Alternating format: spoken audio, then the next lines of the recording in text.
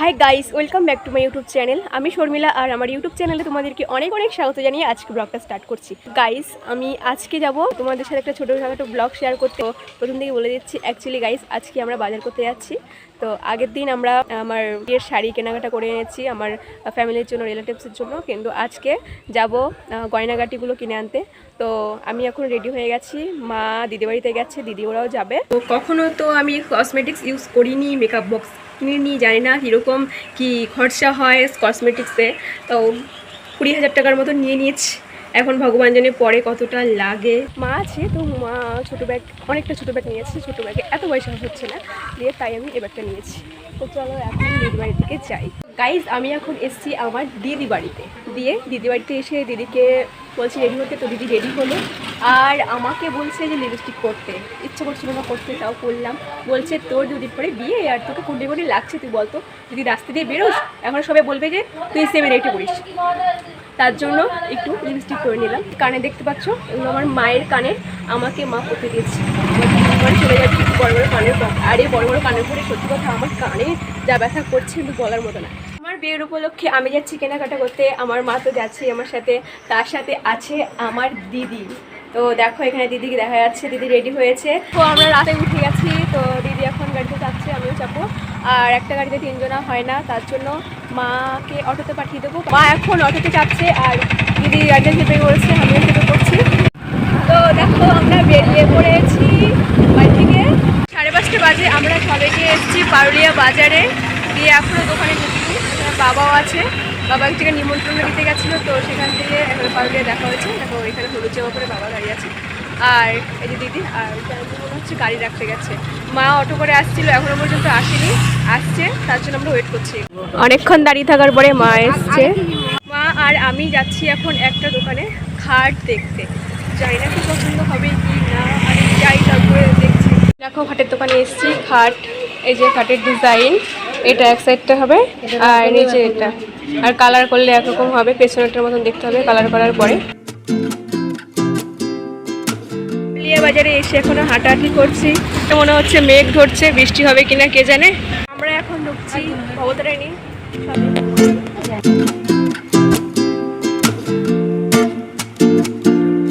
আচ্ছা না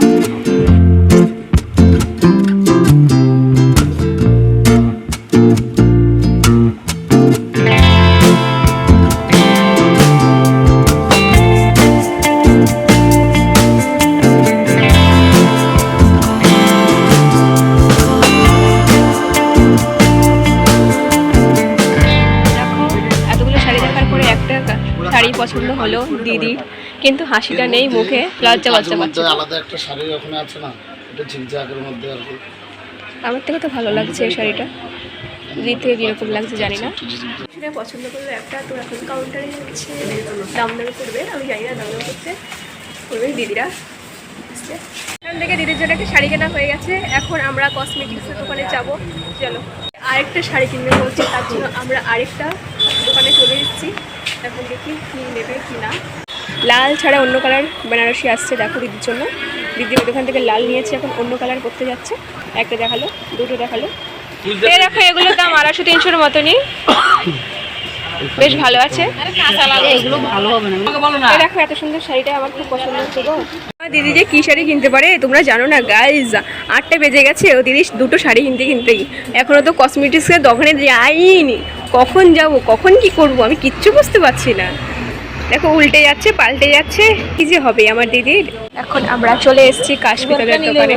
কি নেবো দেখছি, কাশপিতল কিনতে এসেছি। থালা, বাটি, গ্লাস, কলসি, ঘটি, তো ওগুলো দেখছে, কিনছি।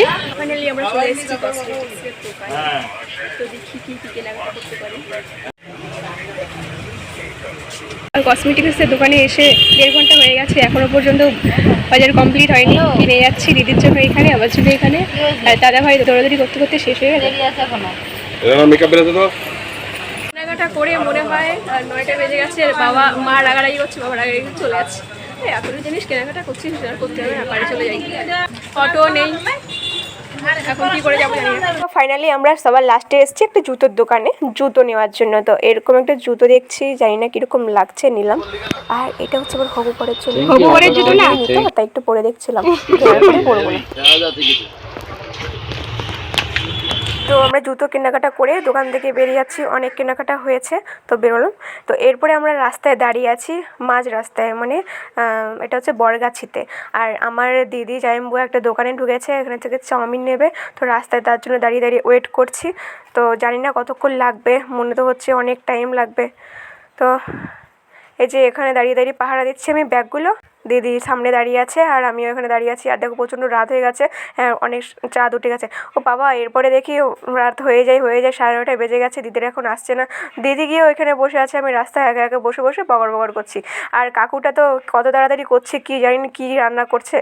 তো ফাইনালি অনেকক্ষণ পরে 40 মিনিট ওয়েট করার পরে চলে এসেছে চাউমিন। এরপরে আমরা এখন যাবো বাড়িতে। তো গাইজ আজকের জন্য বাই বাই।